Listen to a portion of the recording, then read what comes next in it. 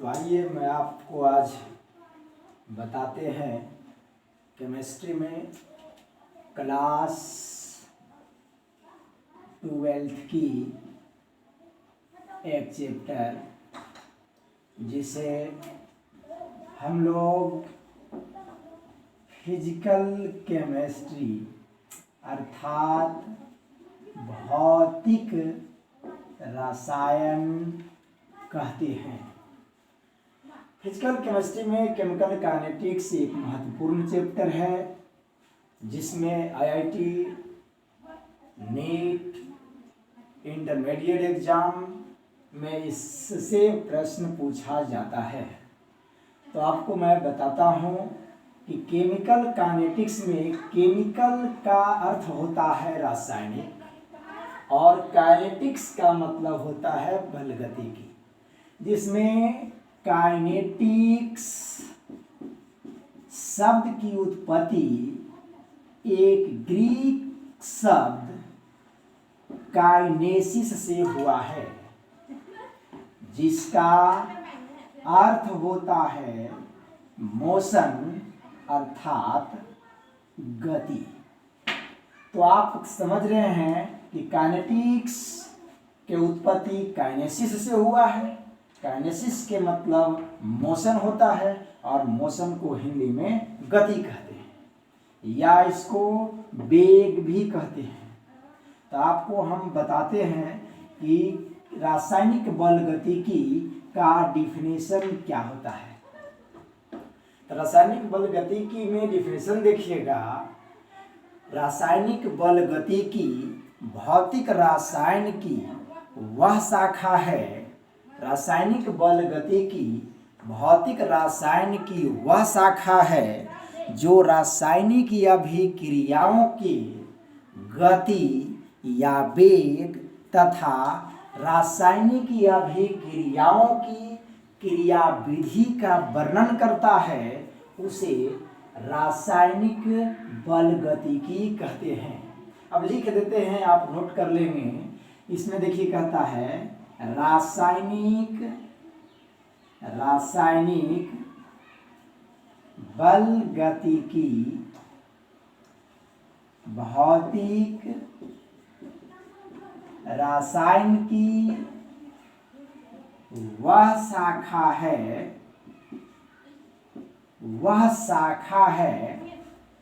जो रासायनिक बल गतिकी भौतिक रसायन की वह शाखा है जो रासायनिक अभिक्रिया की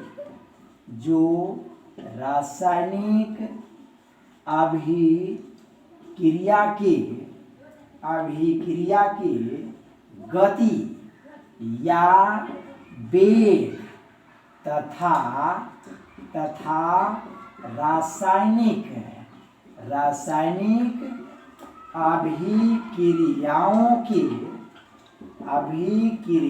की क्रियाविधि का वर्णन करता है, उसे रासायनिक बल गतिकी कहा जाता है। अब इसमें एग्जाम्पल देखेंगे। जैसे में क्या देखेंगे? जैसे में देखेंगे ब्लड का जमना। ब्लड का जमना एक रासायनिक बल गतिकी है, एक रासायनिक अभिक्रिया है।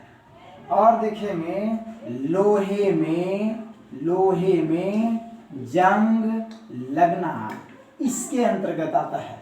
इसके अंतर्गत आपका बहुत सा एग्जाम्पल आवेगा। कटे सेव का भूरा रंग होना इसी के अंतर्गत आता है। तो आप आगे धीरे धीरे करके देखते चलेंगे तो सब आपको पता चलेगा, क्योंकि यह चैप्टर टफ तो है लेकिन समझ जाएंगे तो बहुत ही आसानी है। अब देखिएगा इसके अंतर्गत, किसके अंतर्गत? रासायनिक बल गति के अंतर्गत विभिन्न प्रकार के अभिक्रिया आते हैं। विभिन्न प्रकार के अभिक्रिया आते हैं। पहला नंबर देखेंगे, ये पॉइंट आज रखेंगे। तो विभिन्न प्रकार के अभिक्रिया आते हैं तो कितने प्रकार के आते हैं? 3 प्रकार के आते हैं। कितने प्रकार के? 3 प्रकार के।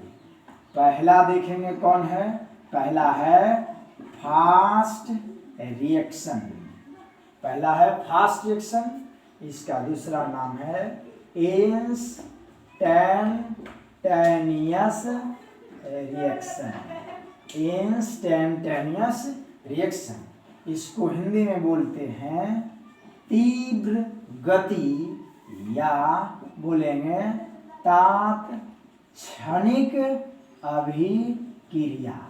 तात्क्षणिक अभिक्रिया। सेकेंड में बोलेंगे स्लो रिएक्शन।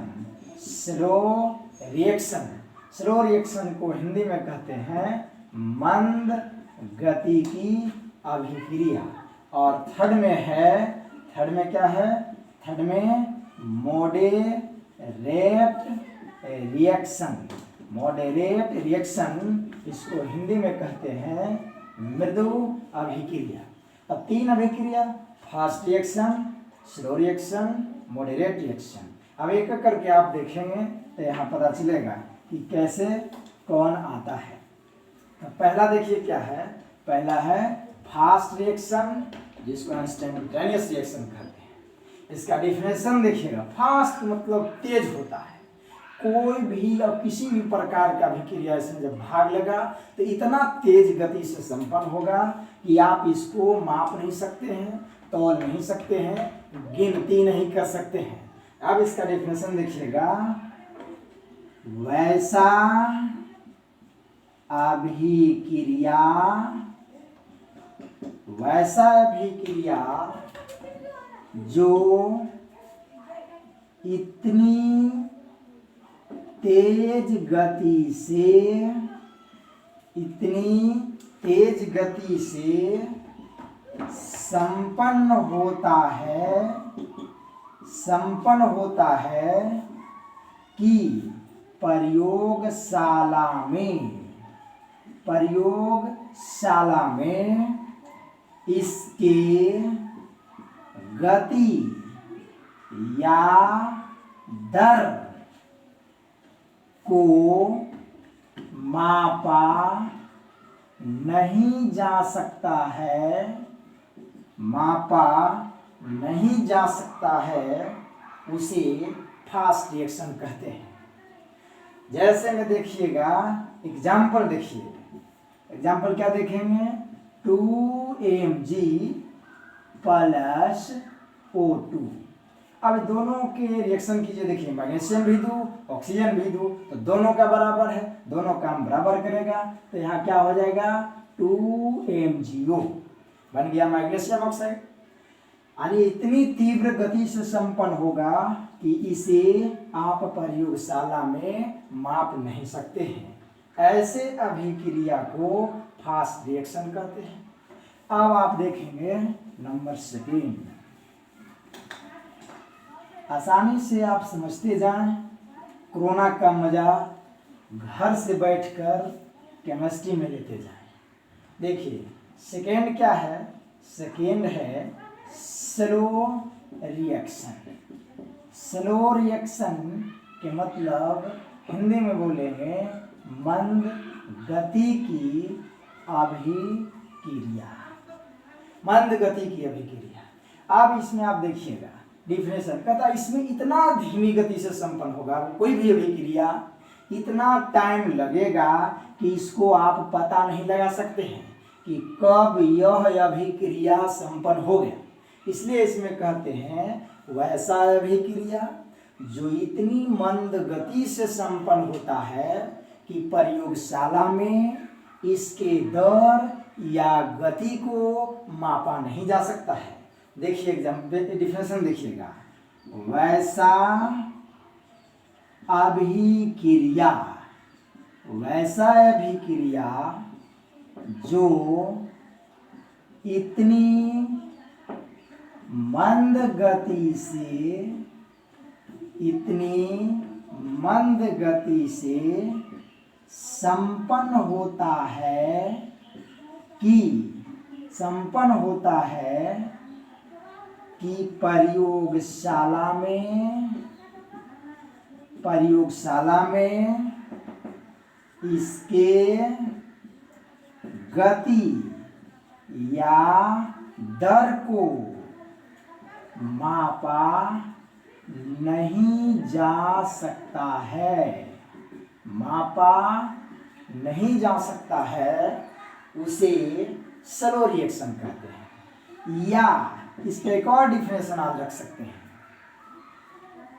वैसा अभिक्रिया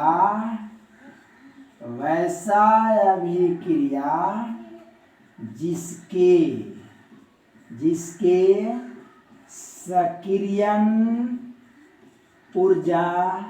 सक्रियन ऊर्जा का मान बहुत अधिक हो उसे क्या बोलेंगे?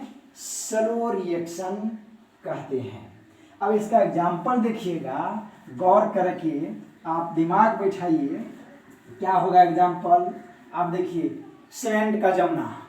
आपका घर अगर ढलाता है सीमेंट से, तो उस छत से पूछिए कि तुम कब जम गया, बता नहीं पाता है। लोहे में जब जंग लगता है तो उस लोहा से जाकर के पूछिए, या लोहा से पता लगाइए कि कब और किस तरफ से तुम में जंग लगा है, किसी में न बताता है। तो देखिए example, 4Fe plus 3O2 plus XH2O। आप देखिए, आयरन है, ऑक्सीजन है और पानी है, तीनों देखिए मिलकर के बनेगा तो जंग का सूत्र निकलेगा। तो क्या यहाँ लिखेंगे? 2Fe2। आयरन कितना था? 4 देखिए, 2 दूनी कितना होगा? 4। ऑक्सीजन कितना है? 3 दूनी 6। तो यहाँ क्या लिखेंगे? O3। 3 दूनी 6 इनटू क्या लिख देंगे? XH2। ये किसका सूत्र निकल गया? लोहे के जंग का सूत्र निकला। और देखिए यहाँ लिखेंगे सीमेंट का जमना, ये भी इसके अंतर्गत आता है। भोजन का विनिष्ट होना स्लो रिएक्शन के अंतर्गत आता है। जैसे आप देखिए, खाना खाते हैं और पता नहीं चलता है कब पच गया, तो क्या होता है? स्लो रिएक्शन होता है और वह धीरे धीरे पचते जाता है। अब तीसरा देखिएगा, तीसरा क्या है? तीसरा में है आपको नंबर थर्ड में है मॉडरेट रिएक्शन। इसको हिंदी में कहते हैं मृदु अभिक्रिया। क्या बोलेंगे? मृदु अभिक्रिया। अब देखिए, इसमें कहता है वैसा अभिक्रिया जो इतनी अच्छी से कर दे। याद देखना है तो सीधे याद रखिएगा, वैसा अभिक्रिया जिसके अभिक्रिया के गति या दर को प्रयोगशाला में आसानी से मापा जा सके, उसे मॉडरेट रिएक्शन कहते हैं। तो देखिएगा, वैसा अभिक्रिया जिसके अभिक्रिया के गति या दर को प्रयोगशाला में आसानी से मापा जा सके, उसे मॉडरेट रिएक्शन कहते हैं। या ऐसे लिखेंगे दूसरा डिफरेंस इसका देंगे, वैसा अभिक्रिया जिसके सक्रियन ऊर्जा